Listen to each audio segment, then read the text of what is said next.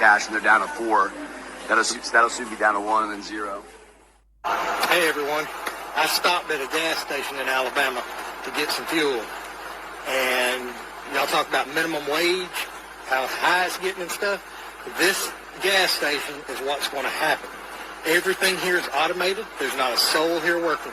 And I'm going to show you around to show you what I've seen. I've never seen this before, but I'm here with my truck. Just got out.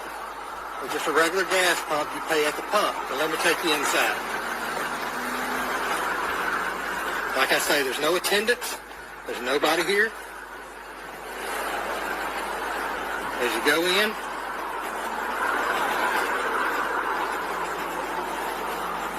there's nothing. There's nobody. There's not a window. There's nothing.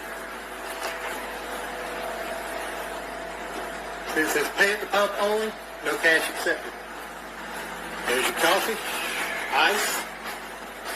I'm making a video of this. I ain't never seen nothing like this. You talk about minimum wage going up? This is what's going to happen. There's nobody here to pay. That's right. Mm-hmm. This is going to be card. Mm-hmm. All of these machines are automated. And all you do is come over here and you touch the screen. You pick what you want. Like if I wanted a drink, let's take sodas. Soda, there's all the sodas. You put your money in the machine, and the sodas are down here. They drop down. Now let me show you the bathroom. There's the ladies. There's the men's. Restrooms, purchase required. Code on the bottom of receipt. You have to purchase gas outside to get a code. You punch it in right here. For the women's. That's for the men's. And there's not a soul here. So they don't have to pay minimum wage. And all they have over here is they have a microwave, stuff for your coffee, ice, everything. Gas pumps on this side. Gas pumps on the other side. No one to pay.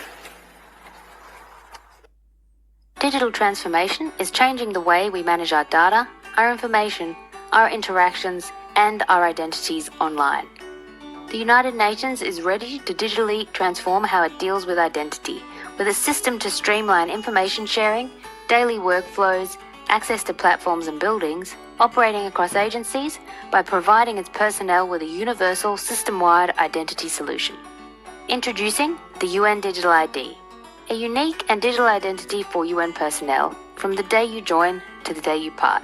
All of your personal, HR, medical, travel, security, payroll and pension data in the palm of your hand, giving you full control on what you share and with whom. With blockchain and biometrics, the UN Digital ID makes verification efficient, secure, transparent, immutable, portable and universal. It's been piloted by different agencies and the UN Pension Fund, where they've replaced current manual processes with certainty for who and where pension recipients say they are at any given time. Imagine a regional field officer has just joined the UN. She uses the mobile app to obtain a digital wallet, stored securely in her smartphone and only accessible to her with biometrics. Even better than a physical wallet, she can store all her credentials issued by any UN organization in her digital wallet. She has immediate access to course certificates, travel clearances from UNDSS, medical records from allergies to vaccinations, also making any transfer to another organization a breeze. As innovation transforms the world, we can improve the way we manage our identities online. UN Digital IDs, a building block for digital cooperation, unlocking the promise of the SDGs. Okay, let's talk ID. I am not at all comfortable having a bunch of ID like credit cards and bank cards on my phone to scan. I'm assuming you are cut from a similar cloth. Same. We are paranoid. Yeah.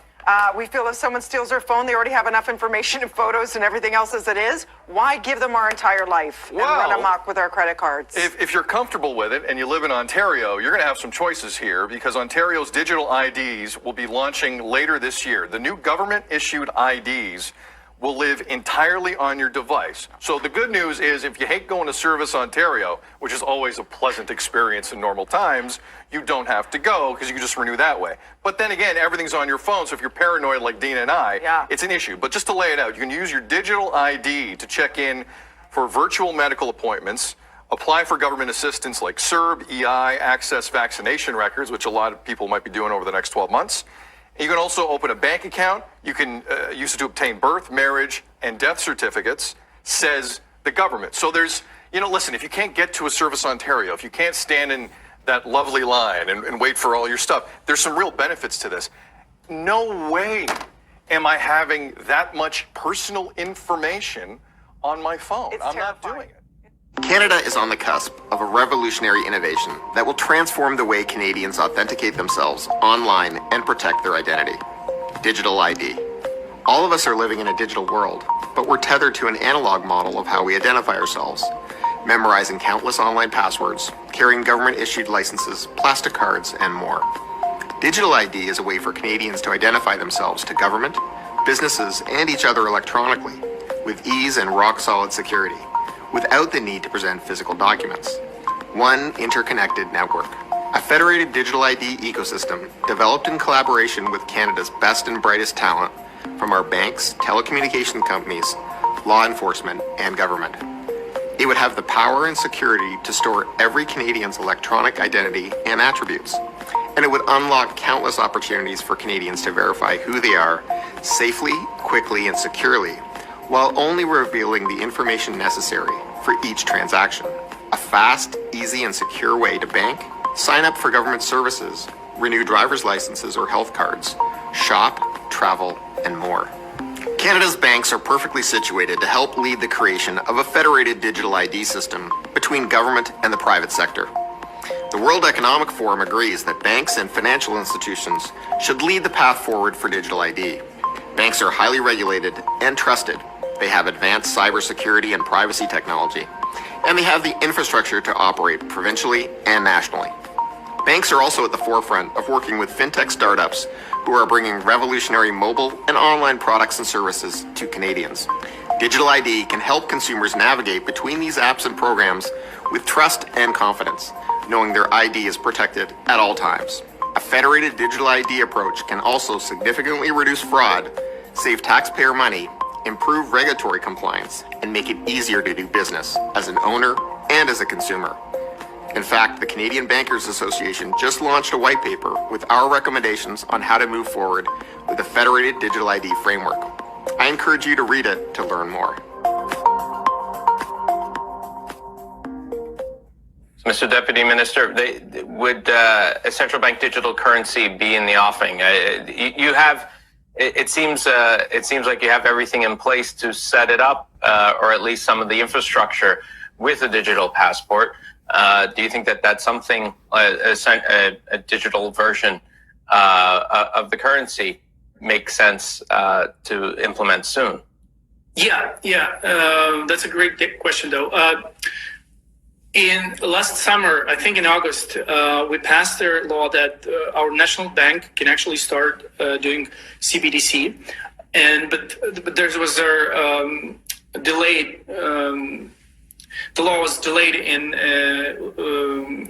what's the word I'm looking for? I'm trying to say that law passed, but there was a provision that say that it's going to be in effect in a year. So this year in August, it's going to be like in effect. So in the meantime, our national bank, together with us, working on a pilot projects on CBDC. We considering different platforms. We recently announced that one of their pilots will be on the Stellar Foundation, on the Stellar blockchain. So we work with the Stellar Foundation and commercial banks in Ukraine. They're trying to come up with their working concept. There's also pilots with Ethereum, and we're preparing a NEAR with a NEAR protocol. So I think in a couple of months from now, we'll announce some results on those pilots, and we're trying to, since the law will be in effect in August, so we're trying to do everything that is possible to figure out what their outcomes, what their technical advantages or obstacles, in order to launch it early next year, or maybe in the end of this year.